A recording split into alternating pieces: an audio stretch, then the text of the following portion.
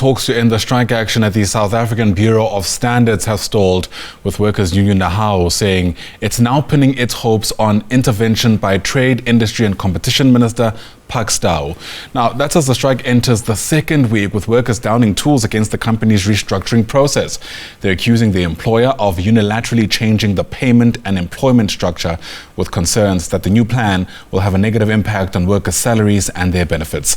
Watching these developments for us is SABC News economics reporter Katlego Legodi, back at the site of this particular strike and joins us now live. And Katlego, perhaps you can just describe for us just how workers are feeling as we enter week 2 of this protracted strike action.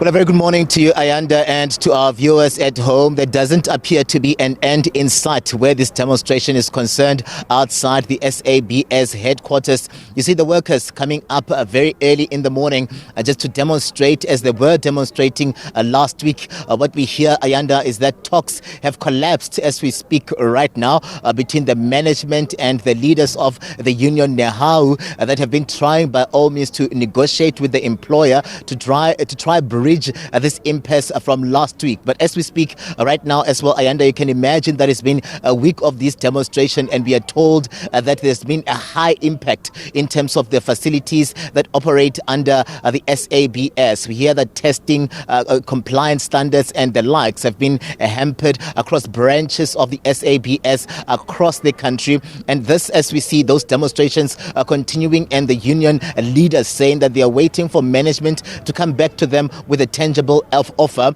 As we speak right now, we hear that there are 3 scenarios that were presented last week on Friday already, and this did not manage to bring the two parties together. We see that moving into the weekend, and today being just the 8th day of these demonstrations at the SABS, and the workers are saying they are going to continue with the demonstrations. But I'm going to bring Zolani into the conversation, who'll just give us an update now as to where we find ourselves, to confirm indeed if talks have collapsed between you and the management.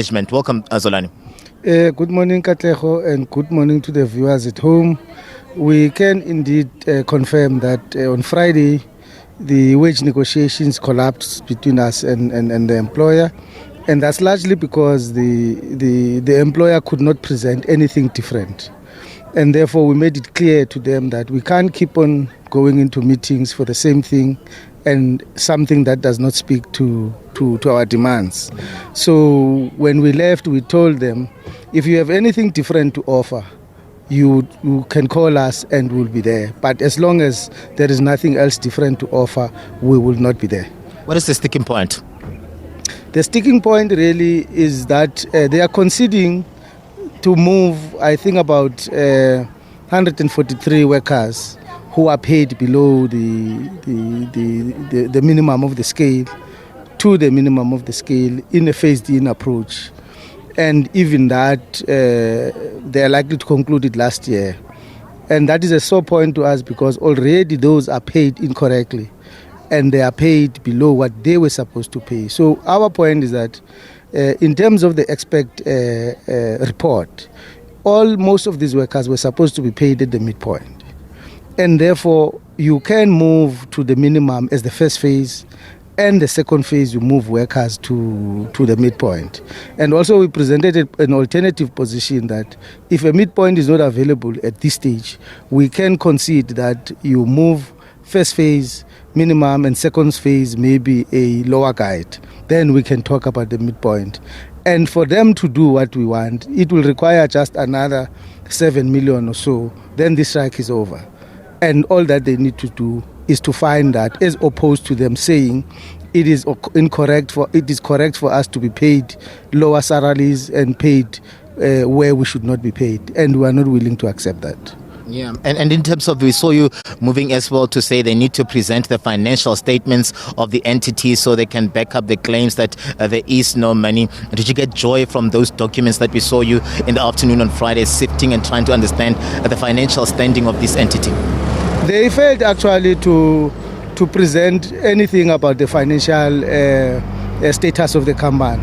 All what they presented was how much each option will cost. It was really calculations around, should they move workers to the minimum, it will cost this much. Should we move to the midpoint, it will cost this much. So in terms of the overall finances of the institution, so that if they plead poverty, we must be able to assess that in all aspects of the organization. If you say workers must take the hit for financial challenges, have you shown any savings in other areas, such as have they cut the legal costs?